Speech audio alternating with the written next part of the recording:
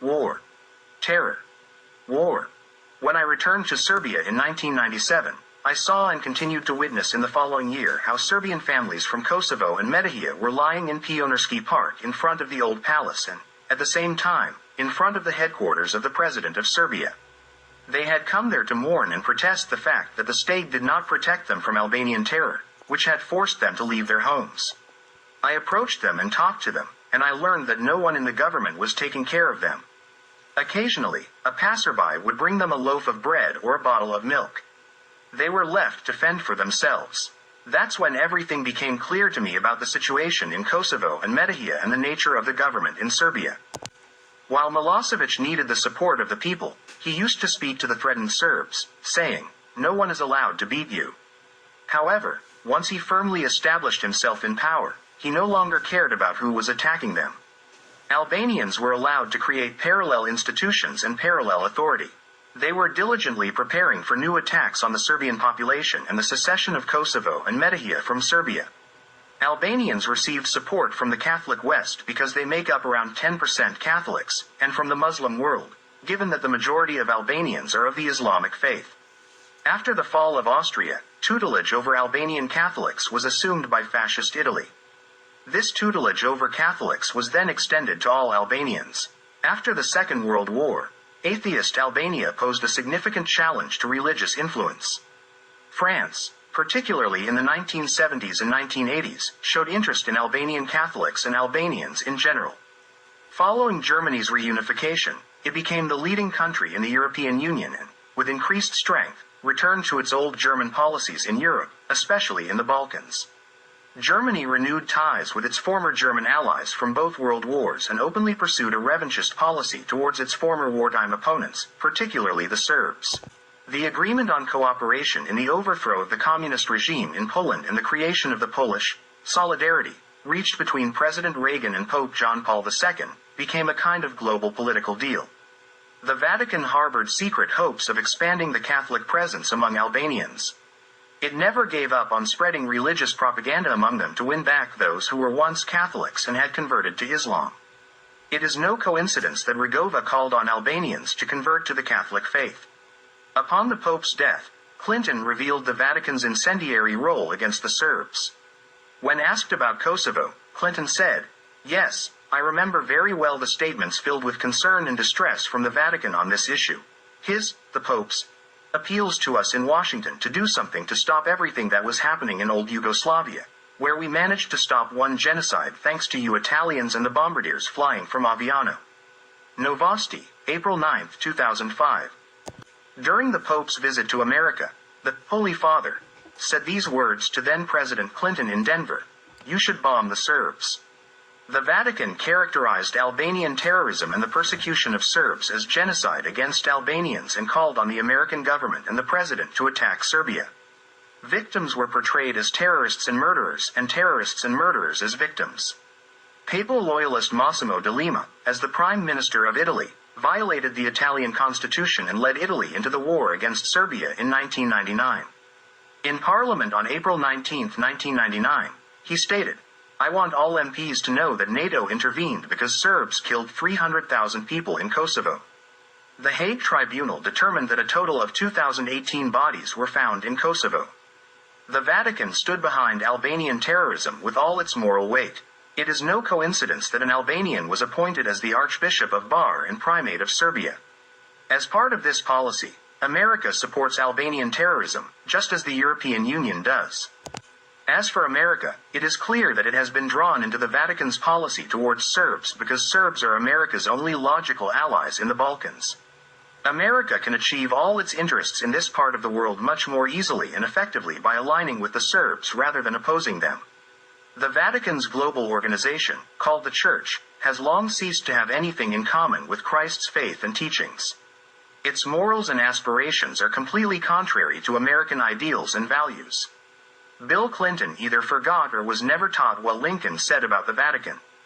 The religious wars, genocides, and various crimes conducted and incited by the Vatican organization have affected America as well, in the form of a civil war or war between states.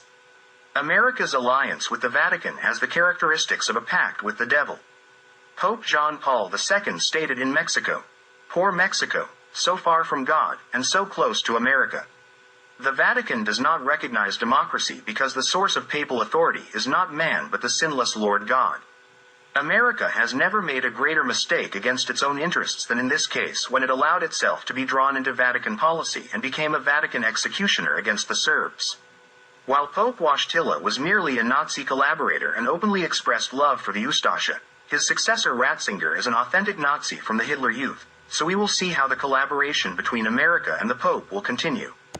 The dissolution of Yugoslavia and the annexation of its Catholic parts to Catholic Europe had always been a constant desire of the Vatican. It was made easier with the renewed influence of Germany. The Pope was the first to recognize Croatia's secession. The Vatican is most responsible for the breakup of Yugoslavia and the instigation of the civil war in the region.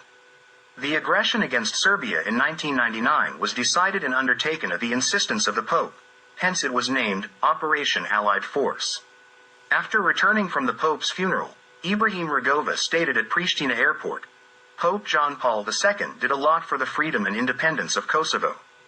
The Catholic Bishop of Kosovo, Albanian Mark Sopi, persistently preaches Kosovo's independence, even through Vatican radio, and he couldn't do this without the Pope's permission.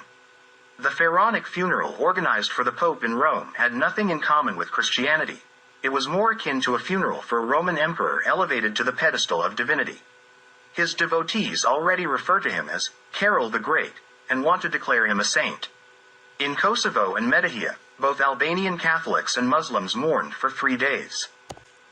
Particularly notable is the Pope's second visit to Bosnia and Herzegovina, which was primarily a visit to Republika Srpska and its capital, Banja Luka. Contrary to all protocol and order, he took it upon himself to declare Hans Mers a saint. This man was born in Banja Luka, but his father was German, and his mother was Jewish.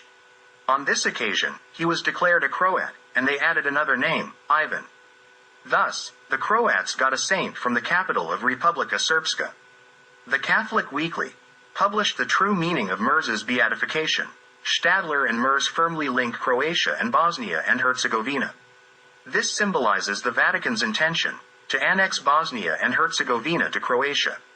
Mers is one of the ideological creators of the Ustasha movement, and the declaration of Mers as a saint is an affirmation of Ustasha ideology, i.e., their deeds of persecuting, expelling, and killing Orthodox Serbs and creating a large Catholic Croatia.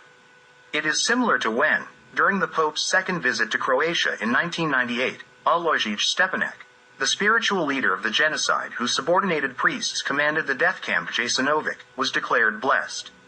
In The Catholic Weekly, a certain Zoran Vukman stated, "One thing miraculously coincides with the Pope's spiritual and apostolic efforts. Republika Srpska began losing its attributes as a quasi-state. The Catholic clergy refers to Republika Srpska as a wasteland. At the Franciscans' gathering in Sarajevo, they demanded the abolition of Republika Srpska. This is also what the Pope's European Union wants, as it calls for a revision of the Dayton Agreement. During the time of the Ustasha NDH, ISC independent state of Croatia, 220 publications were published about Hans, Ivan, Mers, in which they call him the ideal of the new of Croatia, and saint of the new Croatia. The Ustase initiated the beatification of Mirko. The place should be highlighted in particular where Merz was declared a saint.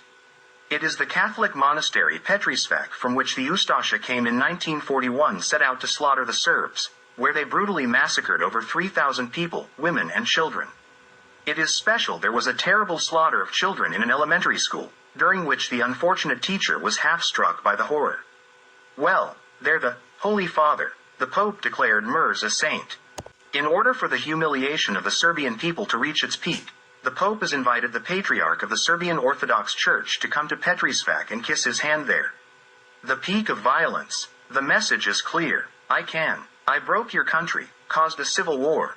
My propaganda is against you satanized in the whole world.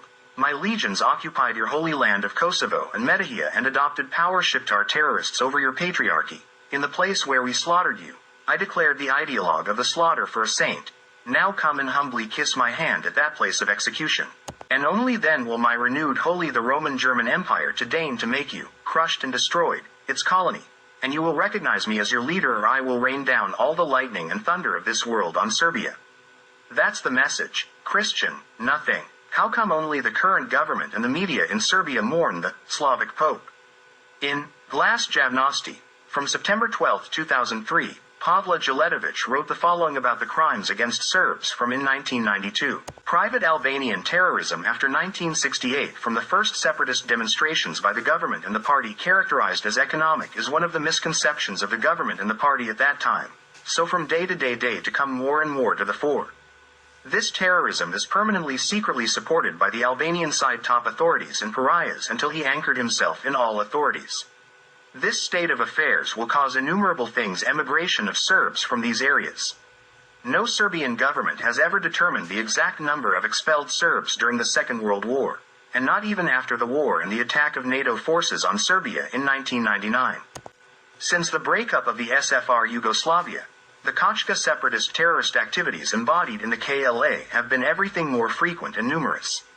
Thus, until June 1988, 543 attacks were carried out. Attacks were carried out on officials and objects of the MUP, Ministry of Internal Affairs, on citizens and other objects, on members of the army and others. He killed a lot of citizens, the most. There were 92 members of the MUP. In total, 187 were injured, 125 were seriously injured. For this time 90 attackers were killed, 82 of them in 1998 alone. A 261 terrorist attack was carried out on citizens, on which occasion 35 of them were killed. In all these attacks, the terrorists used automatic weapons, manual weapons launchers, sniper weapons, hand grenades, pistols and explosives. Terrorist attacks were not only aimed at Serbs, but there were also attacks on Arbanas who were loyal to the Republic of Serbia. Thus, terrorists from Arban killed 43 Arbans and seriously injured 18 of them, and lightly injured 12. Throughout the West, a media campaign against Serbs and Serbia was developed so wide and strong that it was complete satanization of a nation. At the same time, work was being done on the creation of a terrorist armed force called the Kosovo Liberation Army. American citizen Barry Letucci testified before the Hague Tribunal the following. From conversations with Albanians in Kosovo 6 years ago, I learned that the KLA was formed outside of Kosovo, as a secessionist movement and for the achievement of secessionist goals, with the financial assistance of the USA and Germany. Letucci pointed out the special role of Germany both in the breakup of Yugoslavia and in the events around Kosmet. According to the British newspaper, Euroian, of September 22, 1998, it is stated that the German intelligence services, military and civilian, were engaged in training and equipping Albanian terrorists in order to strengthen German influence in the Balkans. The head of the German intelligence service, BND, Hans Jaeger Geiger, decided that in Tirana forms the largest intelligence center of the BND. His agents selected the command staff for the KLA, among about 500,000 Albanians from Yugoslavia who came to Albania. The same diary claims that the KLA financing and training center was located in Germany. KLA terrorist training centers were located in Albania, Germany, Turkey, Croatia and some other countries. Another witness before the Hague Tribunal, German officer Dietmar Hartwig, who was the head of the European Union Observer Mission in Kosovo, provided a series of data regarding the actions of the KLA terrorists on one side and false reporting by global media on the other. He then testified that he had seen deceased terrorists, after a battle with Serbian police, who were wearing uniforms of the German army. From all this information, it is clear that the KLA had within its ranks, in addition to instructors and commanders, entire units of soldiers from NATO member countries. In reality, the KLA was NATO's infantry. In just 1998, KLA terrorists carried out 1,885 terrorist attacks in Serbia, and out of that number, there were 327 attacks on their fellow legal Serbian citizens. The agreement signed by the President of Yugoslavia and the U.S. envoy Richard Holbrooke on October 13, 1998, regarding the peaceful resolution of problems in Kosovo and Metohija, aimed to protect the terrorists from pursuit by Serbian armed forces. The true intention is evident from the fact that between October 13 and November 30, 1998, alone, 310 terrorist attacks were carried out. During this period, 9 Serbian MUP, Ministry of Internal Affairs, police officers were killed in ambushes and 30 were wounded.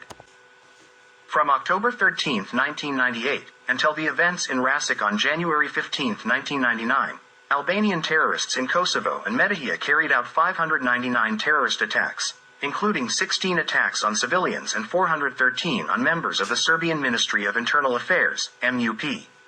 During the same period in the area of Rasic, terrorists killed the following police officers: Sinisa Mihailovic, Nazmi Ilori, Svetoslav Pasic, Sasha Yankovic, Ranko Djordjevic, as well as civilians Miftar Rasenia and Enver Gashi. To provide a pretext and alleged reason for the NATO Pact's attack on Serbia, the Rasic case was staged. The headquarters of the non-existent operational zone was located in Mustafa Mehmeti's house in the village of Rasic.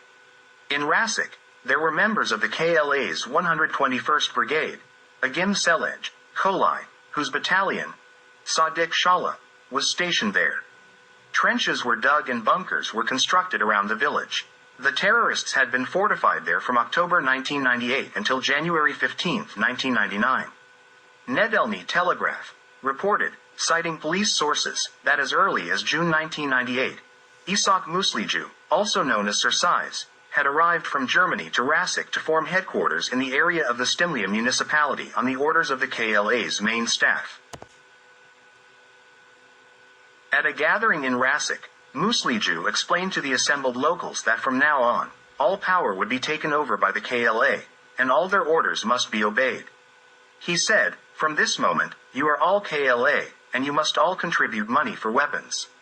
He formed a headquarters in the village of Rance and appointed Zumur Kurteshi as his deputy. He appointed Shefke Musliju as the commander of the subunit in Rasic. Present at this meeting were Nebi Musliju, Nuhi Jakupi, Mehmet Idrisi, Shani Jakupi, and Isak Redzepi. Initially, the terrorist unit in Rasic had about 100 terrorists, but in a short time, this number reached around 250 terrorists.